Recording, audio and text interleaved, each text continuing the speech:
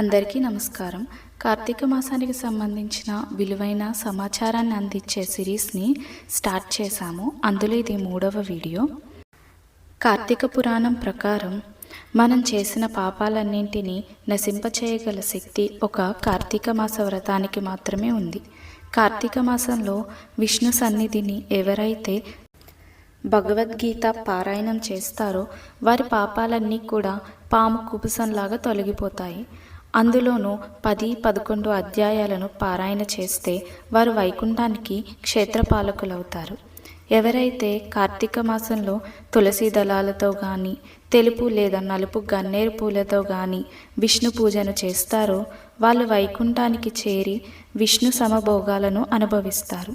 ఈ కార్తీక మాసంలో హరిహరులెవరి సన్నిధినైనా సరే, ఏ పురాణమైనా సరే ప్రవచించేవారు సర్వకర్మ బంధ విముక్తులవుతారు.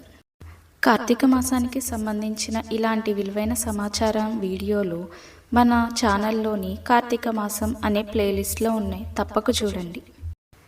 ఈ వీడియో మీకు నచ్చితే లైక్ చేయండి, షేర్ చేయండి. ఇలాంటి మరిన్ని వీడియోస్ని మిస్ అవ్వకుండా ఉండడానికి ఇప్పుడే సబ్స్క్రైబ్ చేసుకోండి. మీ విలువైన ఒపీనియన్ని మాకు కమెంట్స్ ద్వారా తెలియచేయండి. మీ కమెంట్స్ మాకు చాలా ప్రోత్సాహకరంగా అనిపిస్తాయి. ఈ సమాచారం మీకు విలువైనదిగా అనిపిస్తే తప్పకుండా మరొకరికి షేర్ చేయండి.